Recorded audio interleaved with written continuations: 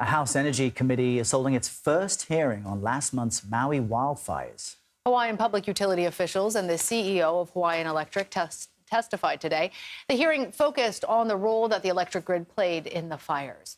Roughly 97 people have been confirmed dead, while the fires destroyed more than 2,000 structures. Hawaiian Electric CEO Shelly Kimura gave her timeline on how the fire broke out. On that day, a fire at 6:30 a.m., what I will refer to as the morning fire, appears to have been caused by Hawaiian Electric power lines that fell in high winds. A second fire, the afternoon fire, began in the same area. The cause of that afternoon fire that spread to Lahaina has not been determined. Our own Lilia Luciano joins us now in Studio 57. Of course, Lilia, you spent much time there covering the aftermath of these wildfires. There's still these questions of how could this happen? What really jumped out to you from this hearing? What jumped out to me is that the power utility continues to insist that and address the fires as these two separate fires, a morning fire and an afternoon fire. A morning fire that, according to the CEO, as you heard there, she says, was completely put out before the afternoon fire came up and destroyed Lahaina. But the investigation into what started what she's calling the afternoon fire has not been complete and won't be completed for many, many months, potentially up to 18 months. There's an internal investigation that the utility is doing, and then there's another investigation that's the official investigation. She says that it's going to take as long, if not longer. She also wouldn't commit to share the findings of that internal investigation. But what's striking is just kind of the confidence that this second afternoon fire is not related to the first afternoon fire that they do acknowledge was started by the power company, by down power lines. The other thing is, of course, the timeline. There were red flag warnings that came overnight. For days, everyone knew, and the company should have been monitoring that there was going to be high winds. And they're saying that they that they de-energized, which means that they shut off power at 7 a.m. It was a back and forth between how confident and based on what information they knew that Western Lahaina, because it wasn't all, that Western Maui, because it wasn't all of Maui, was without power.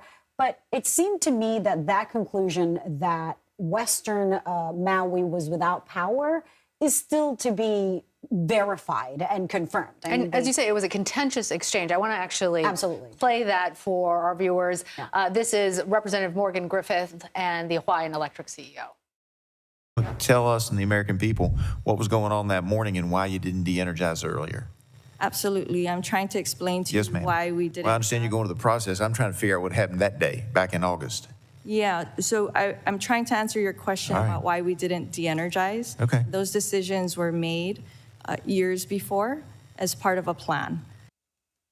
Lilia, is that a satisfactory answer? I have to say, at that moment, when you're hearing these hearings and the person starts to respond, I personally, when I'm listening, I get frustrated because sometimes, lawmakers will just try to show that, I'm being tough, and they don't let you answer. She was trying to answer that plans had been put in place back in 2019, didn't finish that answer, so then asked another question, then she's trying to respond. But basically, no, of course, it's not going to be satisfactory. I covered many wildfires in California, including, the ones where FPL was convicted, their power company. And, you got to wonder, how are protocols made?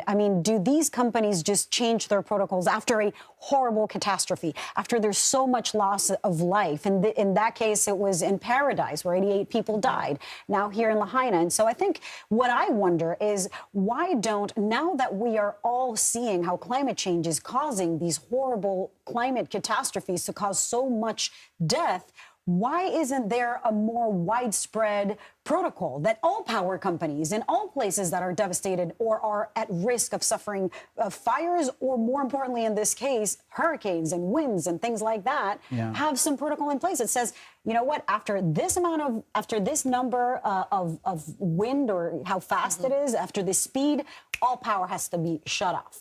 And she couldn't answer what the protocols are based on, and why the power wasn't shut off before. Only that this So- had existed for years prior. Yeah. Then what to make of all this if you're one of these residents trying to go back home, right? West Maui now starting this phased reopening as all of these questions remain unanswered. From your point of view, do they even seem able to move back? I mean, what about for the folks there? No, I mean, the folks there are still very much deep in the trauma of what they survived and of those who did not survive. And it is very frustrating because this is just, we're talking about the power utility, not even mentioning the response for emergency management, which we covered as well. And Jonathan Vigliotti has been on it. Yeah. So, you know, people are just taking those first steps into figuring out what happened, why, and they're never going to get past the grief. We'll keep thinking of them. We'll keep covering it. Lilia, great to have you here to update us on that hearing. Thank you. Thank you. Good to see you both.